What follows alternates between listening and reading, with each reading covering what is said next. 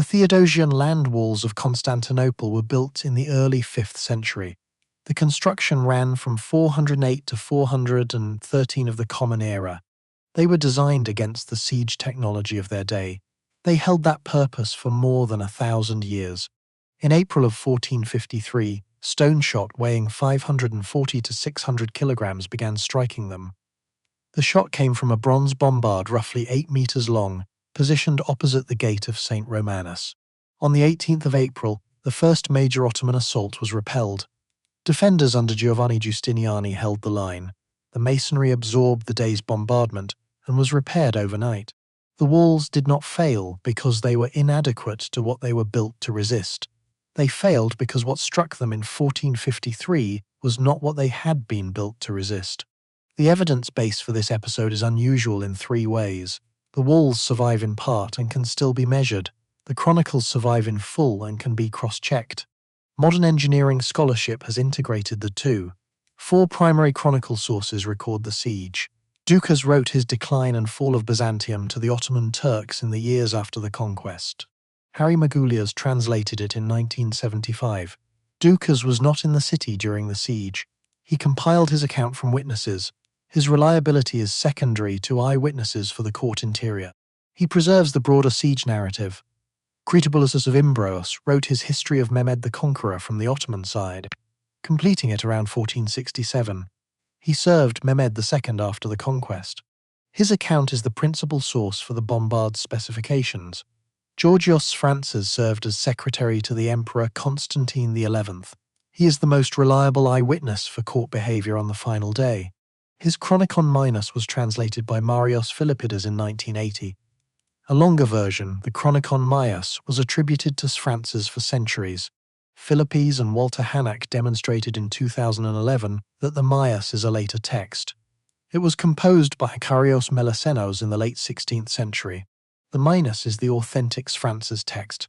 Citations here refer to it. Laonikos Chalkokondyles, writing in the 1460s and 70s, provides a corroborating broader chronicle. The Anthony Kaldelis translation, from 2014, is the current standard. The physical evidence is documented in John Freely and Ahmed Çakmak's Byzantine Monuments of Istanbul, from 2004. David Nicole's Military History, published in 2007, synthesizes the siege engineering parameters. Stephen Runciman's 1965 account remains the foundational narrative.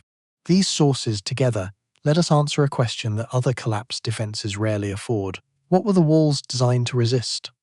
The design was a defense in depth. Construction was supervised by the Praetorian prefect Anthemius under the Emperor Theodosius II. First was the moat, 18 to 20 meters wide and 5 meters deep, floodable. Behind it stood the outer wall, called the Protikisma, 2 meters thick and roughly 9 meters tall. Behind that stood the main wall, 5 meters thick and 12 meters tall. Towers stood every 55 to 70 meters. The inner line was staggered to cover gaps in the outer. The perimeter ran 6.5 kilometers from the Sea of Marmara to the Golden Horn. This system held against every land assault for more than 1,000 years. The Avar-Persian siege of 626 failed against it. 2 Arab sieges, in the late 7th century and the early 8th, failed. The Bulgar attack of 813 failed. The siege of Murad II in 1422 failed. The Latin entry of 1204 came through the sea walls, not the land walls.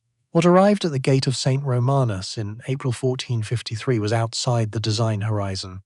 Mehmed II's army deployed 14 artillery batteries along the land wall. The Great Bombard, the largest piece, stood opposite the gate of St. Romanus. Its barrel was roughly 8 meters long. Its shot weighed between 540 and 600 kilograms. It fired approximately 7 times per day, with cooling required between rounds. The masonry had not been calibrated to absorb impact at this caliber. The outer wall collapsed in sections under bombardment. Defenders under Giovanni Giustiniani repaired the breaches overnight, using rubble and wooden barricades, then took the next day's fire. David Nicole documents this cycle in detail. The walls were degraded cumulatively, not destroyed in a single blow. The Blackenay sector, at the northwestern corner of the perimeter, was a 12th century addition. It was built as a single wall, not as the triple system. It was the weakest point along the entire land defense. Ottoman pressure concentrated against it. On the 29th of May, a small postern gate in the Blackenay section, the Kirkeporta, was found open. Stephen Runciman reconstructs the sequence. A sortie party left through it at night and did not lock it on return. Ottoman troops discovered the gate and entered the city. The cause chain was structural. Cumulative bombardment degraded the outer wall. The Blackenay sector was already the perimeter's weakest segment. The Kirkeporta gate gave Ottoman troops entry into the inner city. These three components together produced the breach. Giovanni Giustiniani was mortally wounded during the final assault. Philippides and Hanak note that the walls may have been past saving by then. Sphrantzes and Doukas record a morale collapse after his removal. This is a contingent factor, not part of the structural cause chain. The walls did not fail because they were inadequate to what they were built to resist. They failed because the definition of the threat had moved. The structural mismatch between a fortification and its threat environment is not unique to Constantinople. Two earlier cases show the same shape. The first is the siege of Xiangyang. Xiangyang was a twin-city fortified complex on the Han River in modern Hubei province. The siege lasted from 1267 to 1273, 6 years against standard Mongol siege tactics. The resolution came from a new weapon. Kublai Khan commissioned 2 Muslim engineers, Ismail and Ala al-Din, to bring counterweight trebuchets from Persia and Central Asia. The Chinese sources call them Hui Hui Pao. The Persian name is Manjanik. They were demonstrated against the Xiangyang walls. The city surrendered within days.